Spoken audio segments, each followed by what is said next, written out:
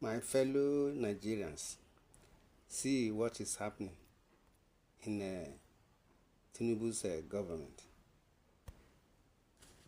Our refineries are not working, and they will not work in the near future. Tinubu and his government, they are behind our refineries be not working. Why Port Harcourt, Warri, Kaduna refineries will never work in the near future? Tinubu and his government, they are behind all this. The administration of President Bola Tinubu is barely 14 months in office, but the revealed enormousness of sleaze as alleged is making both what we had and saw in Jonathan's and Buhari years combined look like a kiddies play. Now we are being told some mind-blowing things about the scam in the nation's oil refining subsector, thanks to the NNPC quarrel with Dangote and his refinery. As alleged, some powerful Nigerians have been operating a crude blending and a refining plant in Malta. President Tinubu and his family's Owando was unequivocally mentioned as the operator, owner of the blending and the refinery complex from where fuel is imported into Nigeria. If the allegation is true, as it seems to be, since neither Owando nor the president himself has denied it, it only goes to confirm Tinubu's inbreed greed and corruption. It has nothing to do with business acumen, but outright heartlessness.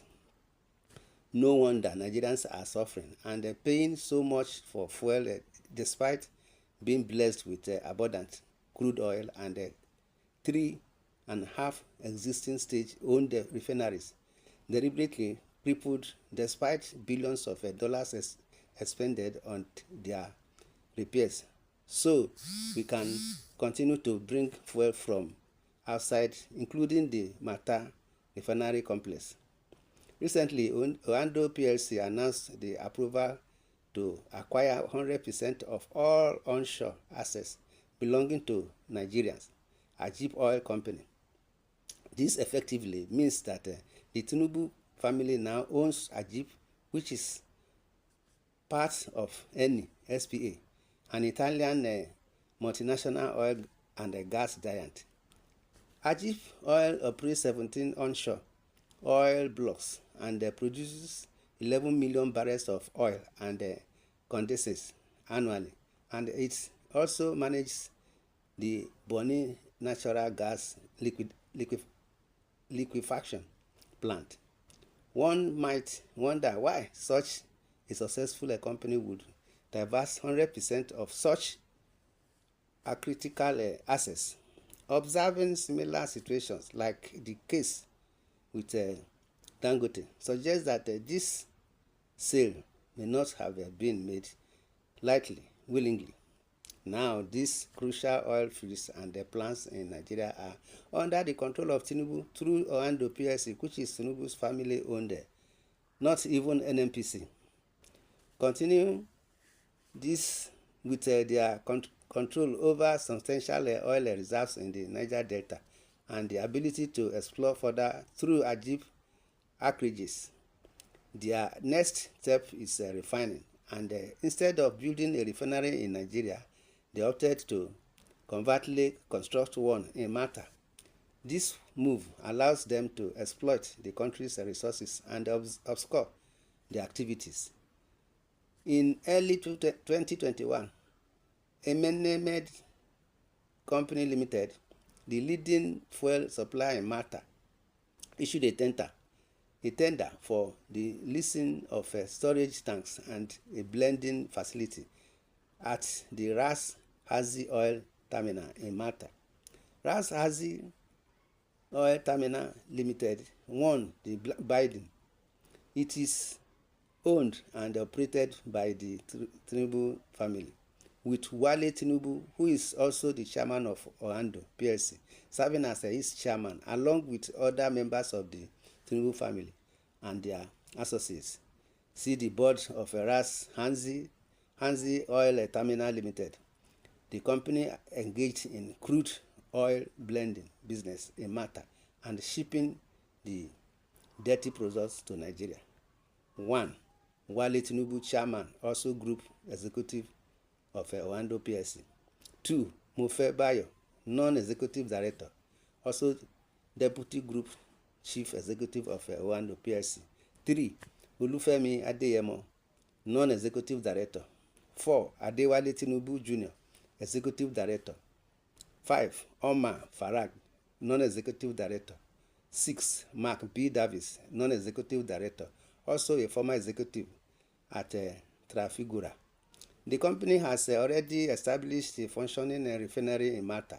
They have now acquired the storage tanks and the blending facility oil terminals, which were recently exposed to the public. Immediately after Tinubu was sworn in as president, his first major move in his inaugural speech was to announce the removal of a fuel subsidy, and that singular pronouncement upturned everything in the country, including economic and social political lives of the citizenry. Meanwhile, months into his administration, it was linked that the subsidy has been reinstated through the back door, while the price of fuel had moved from 140 naira per litre to over 800 per litre, over 800 naira per litre. That current prevails at major markets. The government continued to pay in secret, allowing him to increase petroleum products prices. Now, this is the big one. With the recent forced acquisition of a Nigerian Ajib by Oando PLC, Tinubu, as an individual, has become the largest oil explorer and marketer in the whole country, second only to NNPC. Here is the pattern. Tinubu, through NNPC, will sell Nigerians oil to himself at a low price via his company in Malta. He will also explore, extract and export oil using his newly acquired Ajib Oil Company, which operates across the Niger Delta seas with some of the most prolific onshore fields in our arena.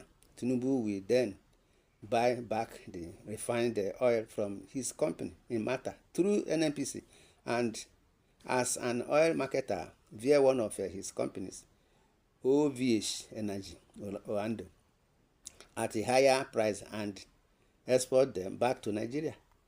The refined oil is sold to the Nigerian public at a high price, while the subsidy, although officially removed, is still being paid secretly. Essentially, Tinubu is paying himself subsidy even after he leaves office, and Nigeria remains without refinery, which he will make sure of. His oil monopoly over the country will remain standing. As if that is not enough, the government will still pay him for subsidy.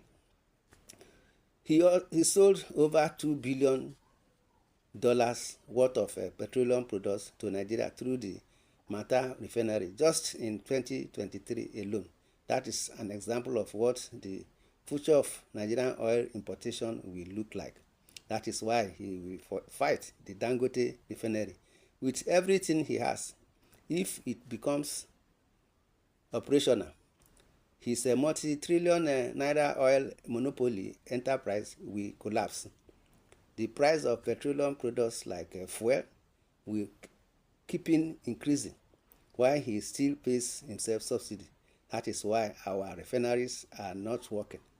This revelation made following the Dangote dispute was what forced the federal government to go into closed-door negotiation with Dangote refinery few days back, after which the government came out to announce to us that NNPC has agreed now to make available crude oil feedstock for the Dangote plant.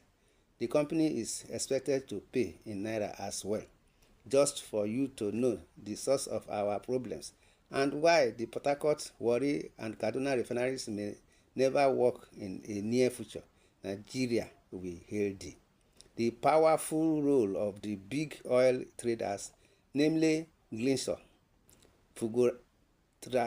Trafigura and Vital, in the current saga between the NNPC and Dangote is not far-fetched, as it is well captured and would be discussed in another piece. Now, for instance, every Nigerian who buys 5 liters of fuel for generator powered business operation spend over 2,000 naira more than the cost of fuel up to May 28, 2023. If you buy 10 liters of fuel today, a day, President Tinubu administration is taking over 4,000 naira more from you to warehouse in his Oando PLC. How else can anyone explain this if not to say the scheme was deliberately designed to benefit Tinubu's own monopoly? If this is not an ordinary level of greed and financial exploitation, how else can anybody describe it? If these weighty allegations are mere campaigns, we await President Tinubu and his Oando to come clear and on this at least that would rest the unpalatable story. My people, Nigerians, this is what is going on. How do you see to this? In your comment section, say your opinion and comment and subscribe to this channel. Thank you and God bless. Amen.